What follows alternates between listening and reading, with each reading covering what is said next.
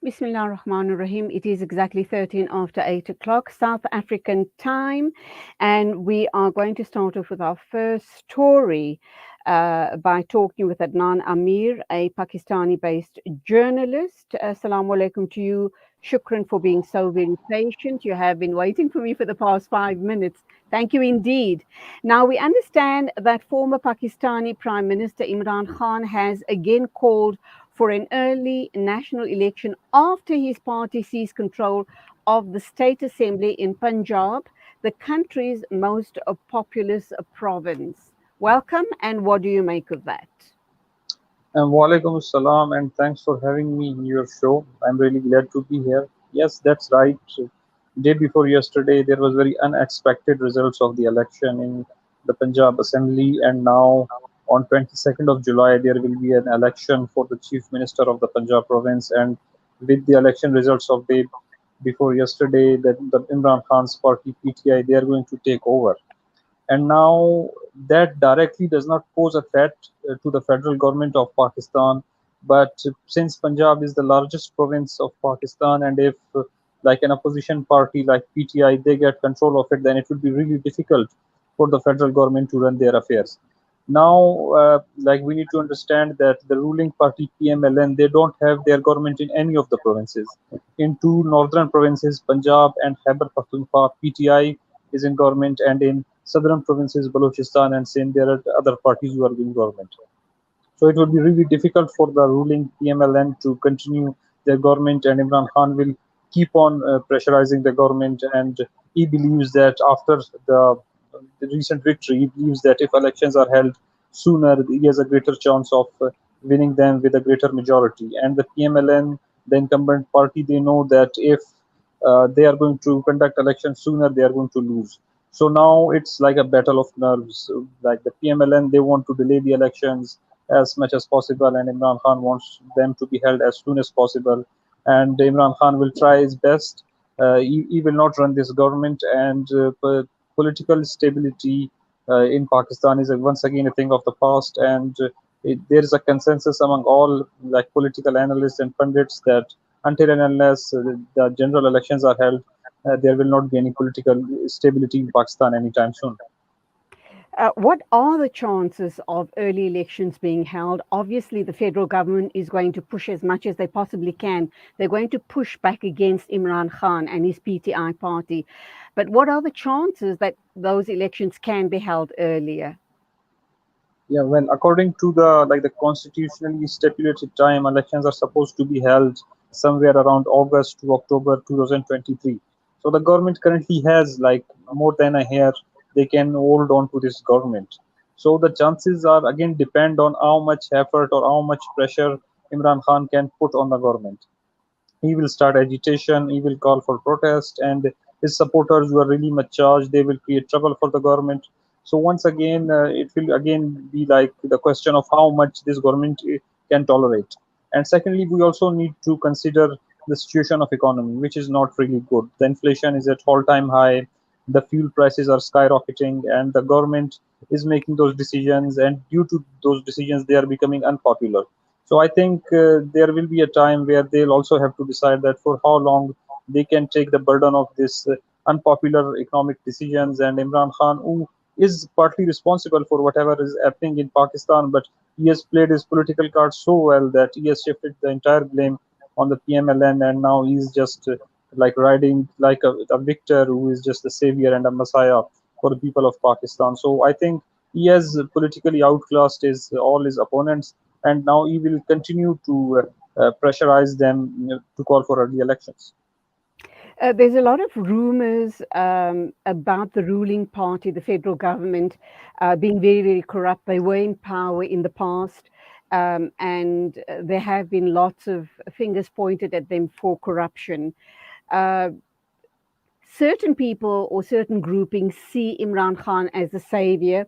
In his 3 odd years of rule, do you believe he's done any good for the country of Pakistan? Has he done any good regarding his rule in Pakistan? And has he at all been involved in corrupt activities? Because he points those fingers at the current government and previous governments, obviously. Yeah. Well, I think the question of corruption it's really very tricky because we all know there is corruption, but it's really hard to prove it on anyone. Even all the like the political leaders that Imran Khan blames for being corrupt, there nothing is proved against them. And same is the case with Imran Khan.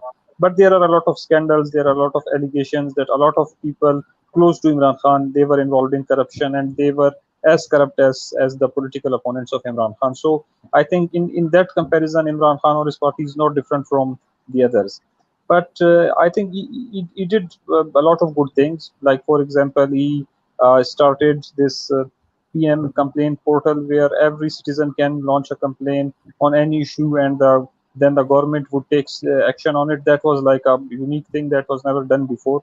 And he also wanted to. He also introduced some health card scheme where. Like a health insurance of 1 million was provided to every citizen of like the most of the people of Pakistan, and there were some other things that he did good. But at the same time, he was surrounded by people who once belonged to the parties of PMLN and PPP, who are the current political opponents of PTI. So in a way, the PTI was no different. It was just a mere extension of the same old parties and just a different leader, Imran Khan. And there is this he has again masterfully created a perception that Imran Khan is a very honest leader and he's not involved in corruption, which is against which is again not true. There are like many allegations of corruption on him. Again, it's hard to prove them, but then same is the case with allegations on his opponents. So I think in that way there is not much difference between either of the two parties. What is he promising the Pakistani people going forward? What are his election promises to the people of Pakistan? Yeah. So at the moment, he is like playing this card that his government was removed through a foreign conspiracy, that US was behind removing him from the power, and the current government is an imported government. So what he is now promising is that once he comes to power, then the decisions of Pakistan will be made within the Pakistan, and there will not be any imported government, which we all know is like it's just rubbish. It's just a political claim that there was no such conspiracy to remove him. And if we just look at the facts, during his government, he was more friendly to US and he was more compliant to US as compared to the current party, because the current party is more closer to China. But again, due to his effective political team, he has again once again successfully managed to create a perception that Imran Khan was because anti-American and that was he was removed from the power. So at the moment, all of his politics relies on this point that when he will return to power, the Pakistanis will be freed from the shackles of freedom and they will be freed from American slavery, which is just rubbish. But I think he is really selling it really well.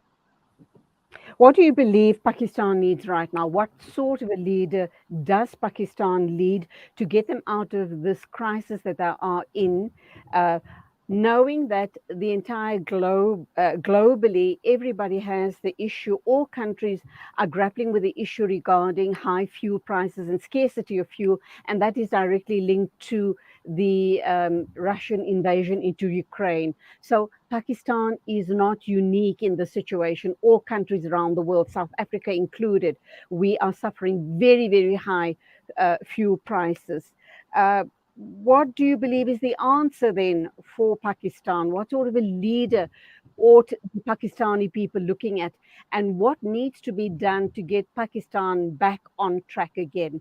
And also, after you've responded to that question, I want to look at the issue around Kashmir and India as well, and obviously those dynamics with Pakistan. Yeah. So I think at the moment Pakistan needs a leader who can just bring all the people together. Pakistan is a very polarized country. It's not like one ethnic group. There are multiple ethnic groups who make this country. So we need a leader who can unite all the people, bring them together, and work for the interest of all of them, not for just one ethnic group. So that has to be the beginning, and then once there's a consensus, then all the problems can be solved. Then there are many problems, or there are different interest groups within the government who yield more power than they should, then they need to be controlled. So it's a very tricky thing, but it all starts with uniting all the people together. Secondly, yeah, it's right that the fuel prices globally have skyrocketed, and it's not just a Pakistan specific problem.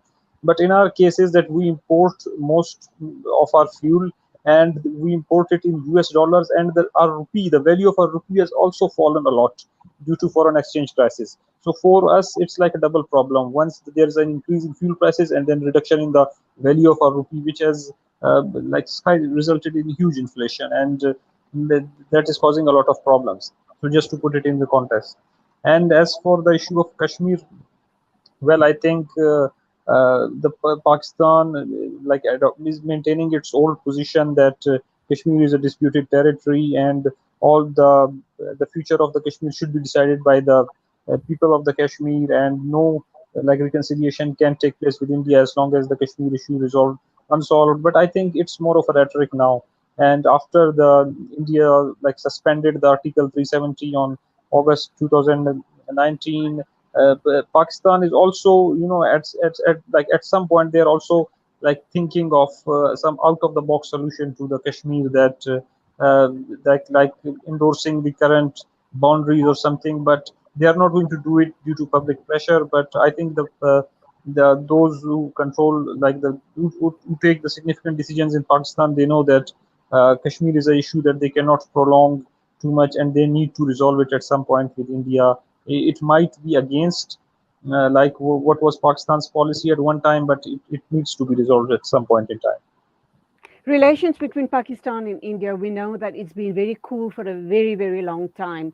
Do you think that the current leadership or a change in leadership might alter that scenario? And how important is it for Pakistan and India to have good relations, given that we've been hearing a lot about Islamic or Islamophobia tendencies that are running rife in India? They're very, Yeah, very yeah. anti-Muslim, and Muslims in India are going through severe, severe pressure and hardship. Yeah, yeah. I think the current government in Pakistan, it's a lame duck government. It's under pressure. It cannot take any decisions. So any government that comes after general elections will be in a position to take decisions. But I think, as you mentioned, that in India, like something very similar to a genocide of like Muslims has started, and the government is encouraging that behavior. And I think as long as like this Narendra Modi government remains in power, or they adopt the same policy, there cannot be improvement in relations between India and Pakistan. That is for sure. Uh, and this Hindutva regime of Narendra Modi, they also use Pakistan as a punching bag, as an enemy, and they do it to justify all the steps that they carry out against their own Muslim citizens. So I think it also suits the Modi regime to portray Pakistan as an enemy, and they don't want to have good relations with it either. So I don't see like any like cooling off the relations between both the countries in the near future, and as long as Narendra Modi or his party is in power. Okay, let me just wrap up by reading this quote by Al Jazeera's Kamal Haider. He reported from Punjab state's main city of Lahore, and he said the election victory is, and I quote, a huge comeback for Imran Khan. You cannot rule out the possibility that he may become the prime minister again if there are free and fair elections. Obviously, the emphasis is on the free and fair elections, and his party performs well as it has done in Punjab. So let's look at the issue around free and fair elections and the possibility that people around the world are tipping him to possibly become the leader again in Pakistan. Your thoughts on that quote by Kamal Haider? Yeah, yeah. I think the free and fair elections, it has always been a problem, and the only fair and free elections were the 1970 elections, and Pakistan divided into two pieces after that. So that's really interesting. And the no since then no election has been free and fair. And the 2018 elections, which brought Imran Khan into power, that was also very much pretty controversial, and there were like allegations of rigging, and like there's a common perception that elections were rigged to bring Imran Khan in power. So now Imran Khan has just targeted all his guns towards the chief election commissioner. He believes that he is against him, and he's supporting PMLN. So he wants the chief election commissioner to be removed, and he believes that if chief election commissioner is removed, then they have a fair chance of winning the elections. But at the moment, Imran Khan has built up very strong pressure, and it would not be easy for anyone to rig the elections against him. So that's one thing. And with his popularity, I think there is a high chance that he can once again win the elections and become the prime minister.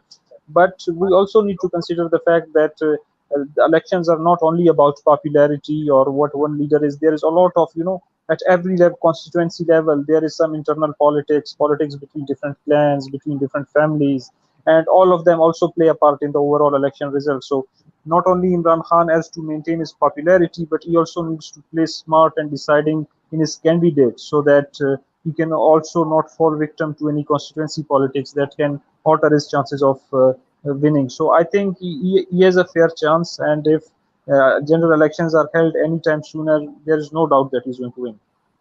Adnan Aamir from Pakistan, a journalist based obviously in Pakistan. Thank you indeed for your thoughts on this matter regarding Pakistan and its politics. Wonderful talking to you. Go well and salaam alaikum to you. Thank you. Thanks for having me.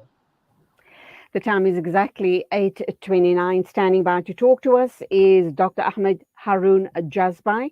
He's the executive member at Media Review Network. We're going to be looking at the recent conference that he attended in Turkey regarding this global trend around Islamophobia. But first, an ad break, and then we'll be with Dr. Ahmed Haroon Jazbai.